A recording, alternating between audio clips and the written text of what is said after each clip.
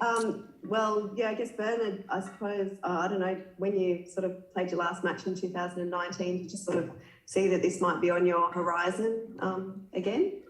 I suppose I always hoped and thought about it, but I never thought the opportunity would sort of come back up, especially leaving and going overseas and sort of knowing that the eligibility laws have the ability to change. I was sort of had to be content with not getting the opportunity again when I left in 2019. So to now get the opportunity and to be back here in the squad and get to wear the colours is pretty grateful and excited by having that second opportunity.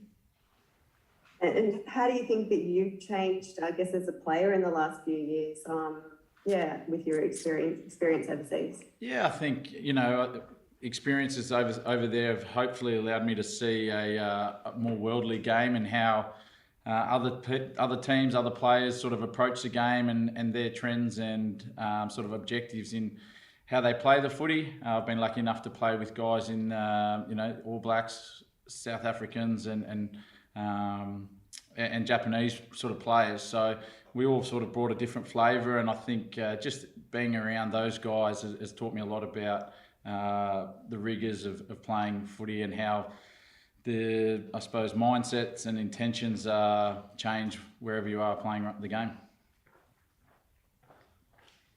Bernard, Dave's kind of touched on the conversations you guys been having over the past 12 months. Can you just kind of, from your perspective, kind of give us an understanding of when they began and when it became a reality in your mind, you'd be once again joining this Wallaby squad?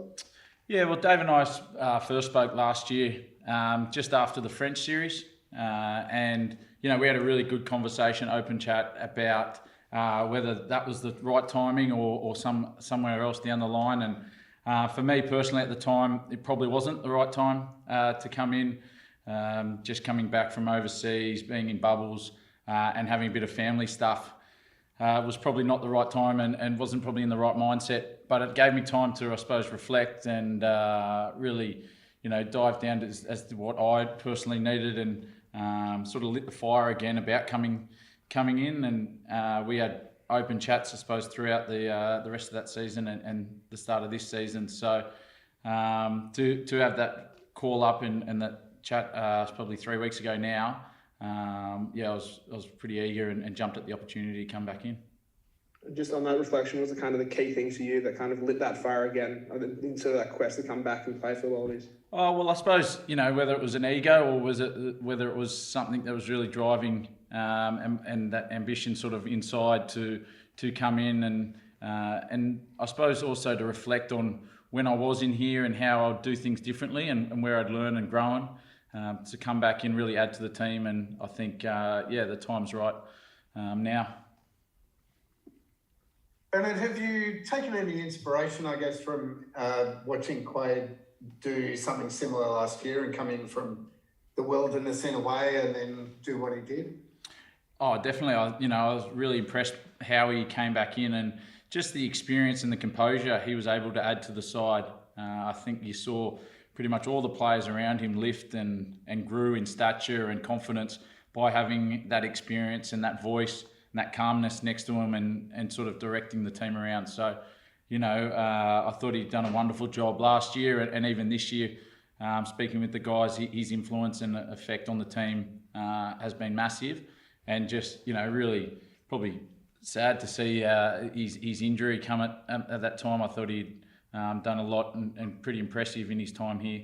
And even when I'd spoken to him over Japan and seen him in Japan, how he was keeping and his mindset and physically how he was keeping himself in shape. So, yeah, I suppose pretty sad for him, but that opportunity falls on me now, I suppose. Do you have expectations around game time? How you might be used over the next few matches? No, I suppose we're only day 2 or day 1 in the program. So really just coming in here and taking it day by day, trying to learn the language, the strategies, just how the team want to play and getting to know and connect with the players. So no real objectives as such. I'd love to be involved where I can, but really just to be a part of the squad and help out where I can, and get to know and introduce myself is my main priority at the moment. Do you feel that Australia has a bit of a weakness, I guess, in how it's developed number 10s?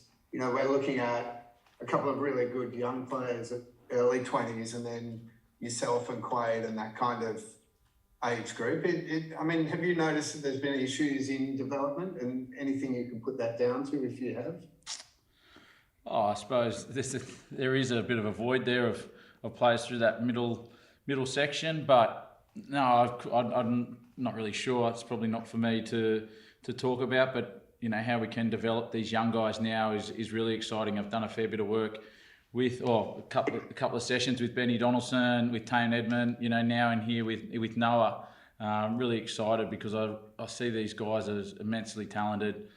They've got the composure, they've got the mentality and probably the rugby IQ to run teams. They just need that experience and that time in the saddle to really understand their craft, learn their master their craft, and be able to steer teams around. Sorry, just one more from me. Do you think it would be challenging being, say, in Noah's position, where he's kind of coming in and then out of the team, and you know, not really kind of settled on him as that position? Like, how difficult would that be for a young playmaker, do you think? Yeah, definitely. It's difficult just being young and being in these environments. But you know, I've been really impressed coming in yesterday, meeting him, just how composed and confident he is. I don't think it's been knocked around or anything like that. I think he's a guy who can come in and call the shots, and I'm really excited to look forward to working with him and just seeing how he sees the game and how he's going to run. Langi, we'll bring you in a moment. Thanks for being patient. Bernie, just maybe one from me on that. Are there lessons to be learned from 2019? Because there was so much chopping and changing, not just at 10, but also at 9 and at fullback. What are the lessons from your perspective around the nature of selection, particularly in the crucial positions of 9, 10, 15? Oh, definitely. I suppose, you know, combinations and time together builds better relationships, builds those better connections, and you get that understanding of how to play. I think 2019, reflecting on that sort of journey, is completely different to sort of what we're talking about now. I think, you know, the intention and the purpose was right back then, just the execution and game plan. So I think today and what we're working with, you know, is really competition in spots is a healthy thing within teams. You know, you want guys to drive, but coming in and just seeing here for the one day is that everyone's, you know, working together with each other to get a better outcome, to get a better product, and that's the exciting thing that's you know, in the small time I've been in here, is looking to sort of add to that. And Langi, pretty meteoric rise from you. You're playing club rugby on a Saturday at North Sydney Oval, and now you're involved in your first Wallabies camp. How do you reflect on the emotions of the last couple of weeks, and particularly since the call up last week? Yeah, pretty surreal. Didn't expect to be in this squad, but very happy that Rennie gave me the opportunity. So yeah, he gave me the phone call on Thursday, and couldn't wait to tell the family. And it's been a very big year for me, and I'm very happy. What was said in the phone call, and you know, are you able to bring us into how you felt? Were there tears? Was it an overwhelming sense of joy? What was it like? Yeah, it was on the way back from TARS training. He gave me a ring and said that I was in the squad for South Africa. As soon as I got that phone call, emotions came coming in, especially as a little kid looking up to all these rugby players like Foley. You know, Wallabies is like the biggest achievement you can do. And I'm just couldn't wait to tell the family, mum, dad, they're all happy, very proud. And we all kind of watched on and marvelled during Super Rugby. I think that Highlanders game in Dunedin particularly probably stood out there, but, you know, onto Australia Array. Is there the hope that you're not just going to be there for the ride, that you're actually going to try to put yourself into the frame to play, whether or not you start or come off the bench? Yeah. For me, as a player, I just want to learn from the squad, learn from the coaches. Doesn't matter if I play or if I'm benching or not playing. I'm just grateful for the opportunity to learn from players such as Jed Holloway, Valentini, all in my position. But Langi, you really seemed to impress during that Pacific Nations Cup, particularly those last two games. Just wondering, what was your attitude firstly when you were selected for that, and then getting that chance to start those last two games? Yeah, coming into the Australia A tour, I also didn't expect much. I just wanted to learn from the players there. Played against Samoa. Coaches were impressed, and they gave me a start for Fiji, and I just took it with two hands, did what I could, and yeah, they were very happy with the performance. You sort of talk on learnings from that Australia A program. What do you think you kind of picked up from that can kind of get you in good stead if you are called up to this Wallabies team for the next couple of weeks? Yeah, I guess it's just playing against really good opposition, such as in the Pacific Tour you got Samoa, Fiji, Tonga, all really strong, intense players on that team, and I guess just finding your way to get through the game and showcase what you can do is probably the biggest thing you can do. Just wanted to get the difference between, like in Dunedin, that game, that was massive. And then what's the difference between that intensity and playing like a Fiji and a Tonga? Yeah, I guess obviously Pacific rugby players are known for their size, so when they run at you, you got to use your technique, otherwise you'll get rolled over. It's very intense playing in the Pacific Nations Cup, especially playing with players that you haven't really played with before. I find that you got to build a connection really quickly, which is what I'm trying to do here in the camp, and everyone here's all welcome. So, yeah. Now you're a Manly boy. Did you grow up looking up to a guy like Hoops? Yeah, I did. Hoops is a big icon in Manly. Watched his games as a little kid, especially him and Pocock in the World Cup, in the recent World Cups. Looking up to him, and he's a really nice person. He's really genuine, which is what I look up to him. Yeah. You didn't play for Manly on Saturday, did you? I did. You did? Yeah. Okay. Yes. Are you a bit, I guess they're out now. Yes. So it was good to be able to give them one more game, I guess, before you came into Wallabies camp. Yeah, no, it was good. I really wanted to play that game, especially because last season I think we came 10th, and to come 4th this season is very big for Manly. Yeah. Thanks, Langi. Thanks, Jim. Bernard, welcome home. I was just going to ask you, looking back at 2019, could you give us an idea of where you felt you were at? Were you a bit burned out at the end of that? Were you lacking energy, with motivation? I've heard you quoted even about this week that you feel like you got a new lease of life type thing. Could you tell us about where you're at then compared to, I guess, the kid-like feelings about this week?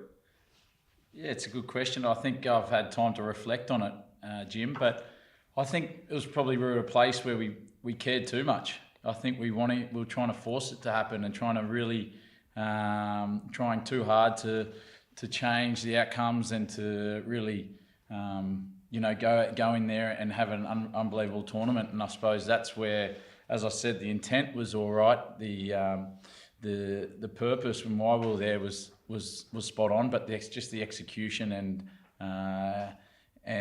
how we sort of carried it out and how we weren't able to probably circuit break ourselves enough through those couple of years leading up to it and in that 2019 World Cup. So that's probably what I'm really enjoying being back in here and really understanding that there is only a finite amount of time you're in this jersey and in this program and doing what we get to do. So to really make the most of it, to try and enjoy it and have fun, but work hard and really appreciate the opportunity we have to get what we have. That's what I'd try and tell a guy like Langi, in here for his first day, that it is a finite amount of time you get to spend in these programs, and just make the most of every day. That's a good answer. With Dave giving you a little bit of a feeler even last year, were there things in this last Japanese season you worked on, particularly with this perhaps bigger picture in mind? Was it something about your pace or anything that to make you test ready again? No, not anything in particular. I suppose we've working over there to really that game management and control. You know, how you can understand momentum and territory and moments within games, and how you can put the team in the right places. And that's probably something I've been lucky enough to work with different people from, you know, different backgrounds and understanding of the game or thinkings of the game. So for me, yeah, it's just really trying to get better as a game controller and caller.